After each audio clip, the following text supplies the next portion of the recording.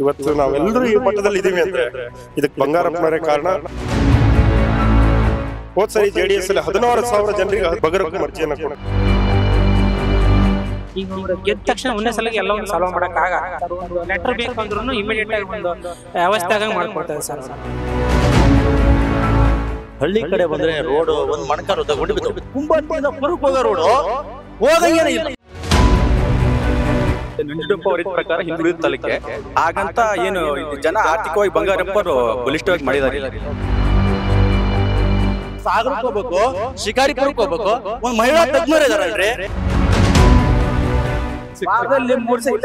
Minister ಆದ್ರೂ ಅವ್ರು ಕುಟ್ಟೂರಲ್ಲಾದ್ರೂ ಕರೀತಾರೆ ಜನರನ್ನ, ಇಲ್ಲಿ ಬಂಗಾರ ತಮ್ಮಕ್ಕರು ಕರೀತಾರೆ.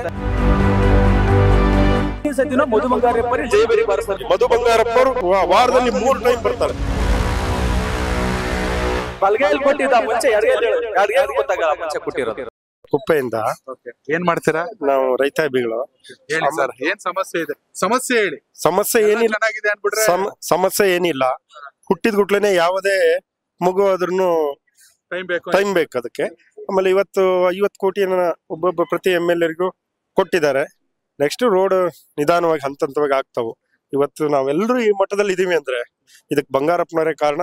ನೆಕ್ಸ್ಟ್ ಮಧು ಬಂಗಾರಪ್ಪನವರೇ ಕಾರಣ. ಈ ಕರ್ನಾಟಕದಲ್ಲಿ ಒಂದಷ್ಟು ಪಾಲಿಸಿಗಳು ಒಳ್ಳೇದಾಗಿದ್ದಾರೆ, ಬಂಗಾರಪ್ಪ ಅವ್ರ ಕಾರಣ. ಇವತ್ತು ನಾವೆಲ್ಲ ಬಿಳೆ ಬಟ್ಟೆ ಓಡಾಡ್ತೇವೆ, ಈ ತರ ಚೆನ್ನಾಗಿದೀವಿ ಅಂದ್ರೆ ಇದಕ್ಕೆ ಬಂಗಾರಪ್ಪನವರು, ಮಧು ಬಂಗಾರಪ್ಪನವರು. ಹೋದ್ ಸರಿ JDS ಅಲ್ಲಿ 16,000 ಜನರಿಗೆ 16,000 ಜನರಿಗೆ ಅರ್ಜಿಯನ್ನ ಬಗರಕ್ಕೂ ಅರ್ಜಿಯನ್ನ ಕೊಟ್ರು. ಯಾರು ಕೊಟ್ರು? ಇವತ್ತು ಯಾವ MLA ಕೊಟ್ಟಿಲ್ಲ, ಯಾವ ತಾಲೂಕಲ್ಲಿ ಕೊಟ್ಟಿಲ್ಲ.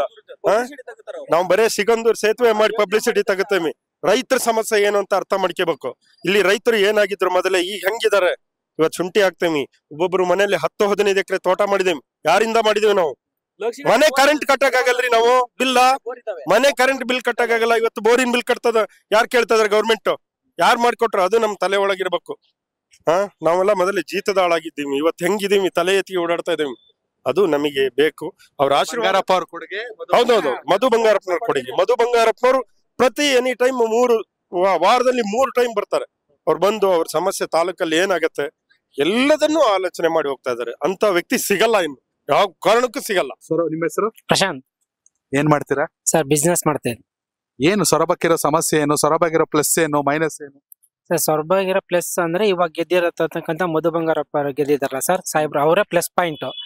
ಮೈನಸ್ ಅನ್ನೋದೇನು ಇಲ್ಲ. ಬಟ್ ಇವಾಗ ಅಭಿವೃದ್ಧಿ ನಡೀತಾ ಇದೆ ಸೊರಬದಲ್ಲೆಲ್ಲ.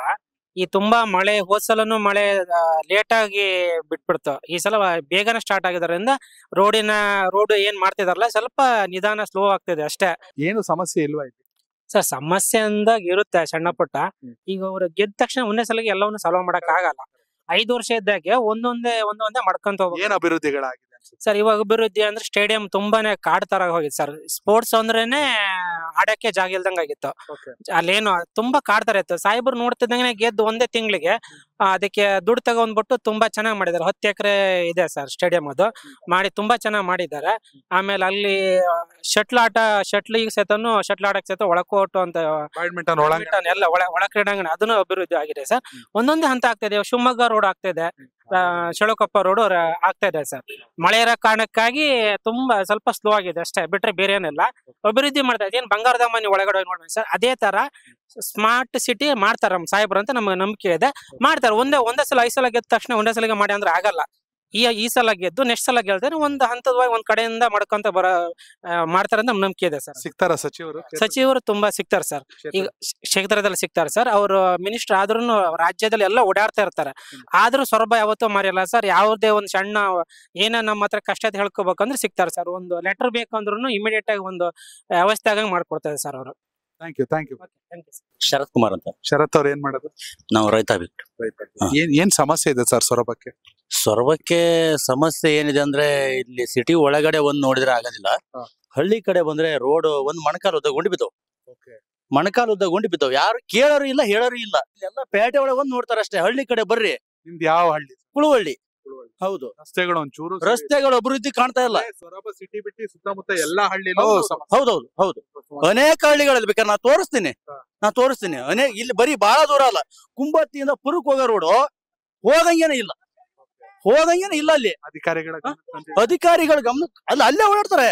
ಶಾಸಕರ ಕೈ ಸಿಗ್ತಾರ ಸಿಗಲ್ಲ? ಶಾಸಕರ ಕೈ ಸಿಗ್ತಾರ. ಹೌದೌದು. ಏನಾದ್ರು ಸಮಸ್ಯೆ ಪರಿಹಾರ ಅಂತ ಹೇಳಿದ್ರೆ ಮಾತಾಡ್ತಾರೆ. ಇಲ್ಲ ಪರಿಹಾರದ ಬಗ್ಗೆ ಮಾತಾಡಕ್ಕೆ ಅವ್ರಿಗೆ ಟೈಮೇ ಇಲ್ಲ. ಮನವಿ ಪತ್ರಗಳು ಗೌರ್ಮೆಂಟ್ ಹಾಸ್ಪಿಟ್ಲಿಗೆ ಹೋಗೋಣ, ಅಲ್ಲಿ ಸಾಗರಕ್ಕೆ ಹೋಗ್ಬೇಕು, ಶಿಕಾರಿಪುರಕ್ಕೆ ಹೋಗ್ಬೇಕು. ಒಂದ್ ಮಹಿಳಾ ತಜ್ಞರು ಇದಾರನ್ರಿ, ಮಹಿಳಾ ತಜ್ಞರು ಇದಾರ? ಒಬ್ರು ಇಲ್ಲ ಅಲ್ಲಿ. ಒಬ್ರು ಇದಾರ ಅಲ್ಲಿ ಮಹಿಳಾ ತಜ್ಞರು?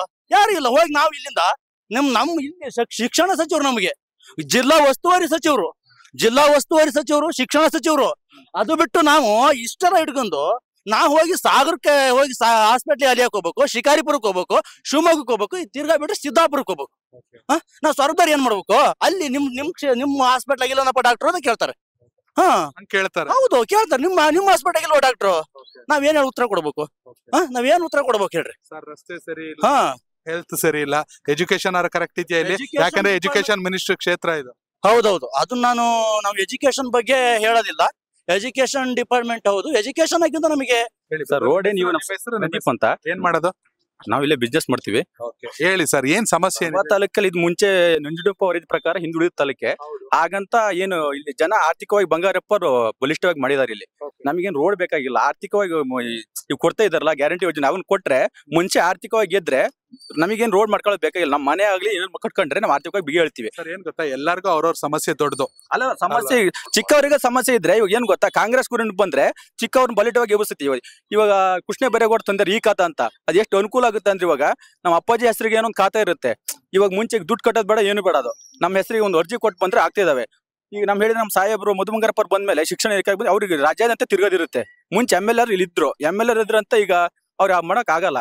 ಈಗ ಇವ್ರು ಹೇಳಿದಂಗೆ ರೋಡ್ ಆಗಿದಂಗೆ ಮುಂಚೆ ಈಗಲ್ಲ, 10 ವರ್ಷದಿಂದ ನಮ್ಗೆ 10 ನಾವು ಹುಟ್ಟಿದಾಗ ಹಿಂಗೆ ಇದಾವೆ. ಹಂಗಂತ ರೋಡ್ ಆಗಿದಾವೆ. ಈಗ ಬದಲಾಯಿಸಬಹುದಲ್ವಾ? ನಮ್ ಕಡೆ ಬನ್ನಿ, ಇವಾಗ ರೋಡ್ ಆಗಿದಾವೆ. ಈಗ ಎಲ್ಲ ಒಂದ್ ಆಗ್ತಾವೆ. ಈಗ ಏನ್ ಗೊತ್ತಾ ಸರ್, 5 ವರ್ಷ ಮಾಡಿದ ತಕ್ಷಣ ಓಡಾಡಿದ ತಕ್ಷಣ ಮತ್ತೊಂದು ರೋಡ್ ಹಾಳಾಗಿರುತ್ತೆ. 5 ವರ್ಷದಲ್ಲಿ ಯಾವ ಶಾಸಕನು ಕನ್ನಂಬಾಡಿ ಕಟ್ಟಕ್ ಆಗಲ್ಲ. ಇರೋಬರ ಸಮಸ್ಯೆ ಅಭಿವೃದ್ಧಿ ಅನ್ನೋದು ನಿರಂತರ ಅಲ್ವಾ? ಏನ್ ಗೊತ್ತಾ, ಕಾಂಗ್ರೆಸ್ ಕೊಡ್ತಾ ಇದೆಯಲ್ಲ, ಈಗ ಮಹಿಳೆಯರಿಗಾಗ್ಲಿ ಅಕ್ಕಿನಾಗ್ಲಿ ಅವದೇನಂದ್ರೆ ಆರ್ಥಿಕವಾಗಿ ನಾವು ಬಲಿಷ್ಠ ಆಗ್ತಿವಿ. ಇದ್ ಮಾಡ್ಬೋದು. ಶಾಸಕರು ಸಚಿವರಾಗಿದ್ದಾರೆ, ಓಕೆ. ವಾರದಲ್ಲಿ 3 ಸಲ ಇಲ್ಲೇ ಇರ್ತಾರೆ. ಮಿನಿಸ್ಟರ್ ಆದ್ರೂ ಅವ್ರು ಕುಪ್ಟೂರಲ್ಲಾದ್ರೂ ಕರೀತಾರೆ ಜನರನ್ನ, ಇಲ್ಲಿ ಬಂಗಾರದಮ್ಮಕ್ಕರು ಕರೀತಾರೆ. ನಾವು ಹೋಗ್ತೀವಿ, ಅವ್ರ ಕೈಲಾದಷ್ಟು ಸಹಾಯ ಮಾಡ್ತಾರ ಅವ್ರು. ಆಮೇಲೆ ಇನ್ನೊಂದು ಗೊತ್ತಾ, ಬಿಜೆಪಿ ಹಂಗೆ ಪಬ್ಲಿಸಿಟಿ ಇಲ್ಲ ಅವ್ರು. ನಾನು ಒಂದೇ ಏನ್ ಹೇಳಕ್ ಇಷ್ಟಪಡ್ತೇನೆ ಅಂದ್ರೆ, ಮುಂಚೆ ಬಲ್ಗೈಲಿ ಕೊಟ್ಟಿದ್ದ, ಮುಂಚೆ ಎಡಗೈಗೂ ಗೊತ್ತಾಗಲ್ಲ ಮುಂಚೆ ಕೊಟ್ಟಿರೋದು. ನಿಮ್ ಪ್ರಕಾರ ಸೊರಬಕ್ಕೆ ಏನ್ ಸಮಸ್ಯೆ? ಮುಂದಿನ ಸತಿನೂ ಮಧು ಬಂಗಾರಪ್ಪರಿ ಜಯಬೇರಿ ಬಾರಿಸ್ತಾರೆ ಅಂತ ನಾ ಹೇಳಕ್ ಇಷ್ಟಪಡ್ತೀನಿ. Thank you brother. ಇವತ್ತು ನಾವೆಲ್ಲರೂ ಈ ಮಟ್ಟದಲ್ಲಿ ಇದೀವಿ ಅಂದ್ರೆ ಇದಕ್ಕೆ ಬಂಗಾರಪ್ಪನವರೇ ಕಾರಣ. ಹೋದ್ ಸರಿ JDS ಅಲ್ಲಿ 16,000 ಜನರಿಗೆ ಬಗರಕ್ಕೂ ಅರ್ಜಿಯನ್ನ ಕೊಡ. ಈಗ ಗೆದ್ದ ತಕ್ಷಣ ಒಂದೇ ಸಲ ಎಲ್ಲ ಒಂದು ಸಾಲ್ವ್ ಮಾಡಕ್ ಆಗಲ್ಲ. ಲೆಟರ್ ಬೇಕು ಅಂದ್ರೂ ಇಮಿಡಿಯೇಟ್ ಆಗಿ ಒಂದು ವ್ಯವಸ್ಥೆ ಆಗ ಮಾಡ್ಕೊಡ್ತಾರೆ ಸರ್. ಹಳ್ಳಿ ಕಡೆ ಬಂದ್ರೆ ರೋಡ್ ಒಂದ್ ಮಣಕಾರು ತಗೊಂಡು ಕುಂಬತ್ತಿಂದ ಪುರಕ್ಕೆ ಹೋಗೋ ರೋಡ್ ಹೋಗಂಗೇನೆ ಇಲ್ಲ. ನಂಜುಂಡಪ್ಪ ವರದಿ ಪ್ರಕಾರ ಹಿಂದುಳಿದ ತಾಲೂಕೆ. ಹಾಗಂತ ಏನು ಜನ ಆರ್ಥಿಕವಾಗಿ ಬಂಗಾರಪ್ಪರು ಬಲಿಷ್ಠವಾಗಿ ಮಾಡಿದಾರೆ. ಸಾಗರಕ್ಕೆ ಹೋಗ್ಬೇಕು, ಶಿಕಾರಿಪುರಕ್ಕೆ ಹೋಗ್ಬೇಕು, ಒಂದ್ ಮಹಿಳಾ ತಜ್ಞರು ಇದಾರಲ್ರಿ?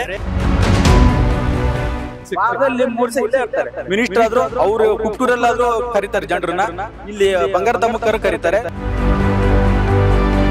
ಸತಿನೂ ಮಧು ಬಂಗಾರಪ್ಪರಿ ಜಯಬೇರಿ ಬಾರಿಸ್ತಾರೆ. ಮಧು ಬಂಗಾರಪ್ಪರು ವಾರದಲ್ಲಿ 3 ಟೈಮ್ ಬರ್ತಾರೆ.